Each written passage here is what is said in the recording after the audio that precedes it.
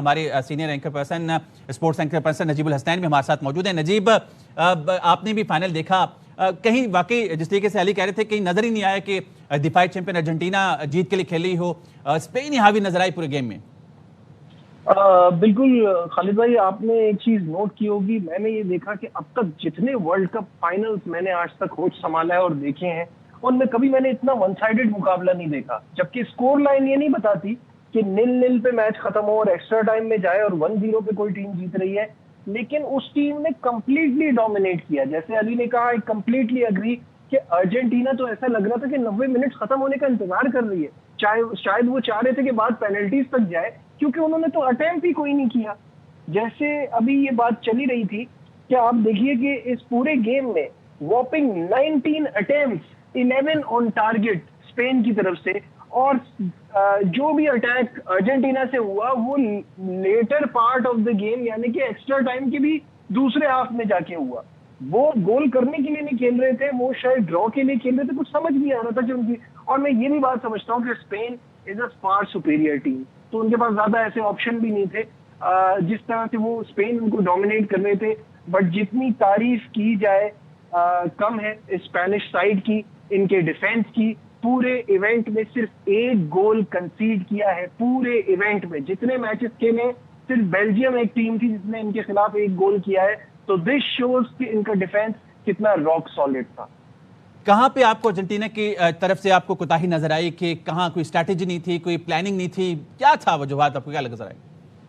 देखिए, मुझे लगता है कि बहुत डिफेंसिव माइंडसेट के साथ आए थे और इनका जो गेम प्लान था, जो छोटी टीमों के खिलाफ तो बहुत अच्छे से चल रहा था कि 80-80 मिनट तक टाइम को किल करते थे और उसके बाद एक आध गोल करके वहां से आगे बढ़ जाते थे। ये आप बड़ी टीमों के खिलाफ नहीं कर सकते, ऐसी टीम के खिलाफ नहीं कर सकते जो आपसे सुपीरियर फुटबॉल खेल रही है। जबकि देखिए, ऑन पेपर तो देखा जाए तो मुकाबला बहुत बराबरी का था।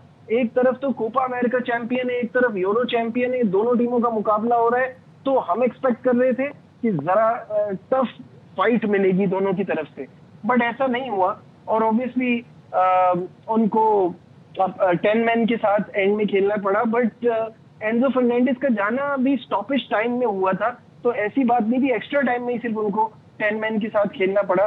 But at the end of the day it was Ferran Torres who broke the deadlock और उन्होंने गोल किया। द बॉय फ्रॉम बार्सा, उनके गोल की वजह से ये मेमोरेबल कामयाबी 16 साल के बाद 2010 में स्पेनिश टीम वर्ल्ड कप जीती थी, उसके बाद अब ये ताज अपने सर पर सजा रही है एंड वेल डिजर्व चैंपियंस। काफी गर्मा गर्म माहौल नजर आया नजीब, गेम के अंदर भी और आफ्टर गेम भी। जी बिल्कुल, ऐसे ही बड़ी बड़ी रफ फुटबॉल हो रही थी, बड़ी टफ फुटबॉल हो रही थी और धक्के वक्के तो ऐसे लग रहे थे। और बाद में भी ऑब्वियसली दोनों तरफ से बड़ा हीटेड जाहिर मोमेंट्स होते हैं ये, और ये once in a lifetime opportunity होती है कुछ प्लेयर्स के लिए, तो उसमें वो उनका अग्रेशन तो बाहर आता ही है।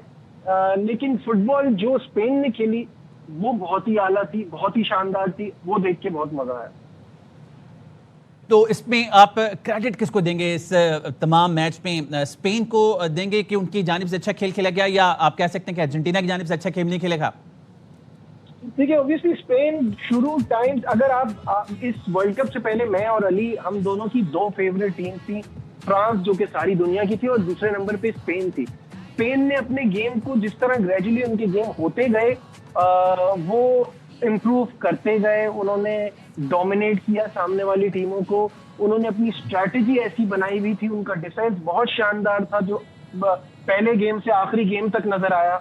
और फिर 19 साल लमीन यमाल, उनके पास एक ऐसे स्टार खिलाड़ी थे। खैर उनकी टीम पैक्ड विद स्टार्स है, तो उससे उनको फर्क नहीं पड़ता, बट ओवरऑल ये टीम वो थी जो पहले गेम से लेके आखिरी गेम तक, जब तक वो चैंपियन नहीं बनी, वो बड़ा स्मूथ खेली, वो बड़ा प्रोफेशनल खेली, वो बड़ा शानदार खेली।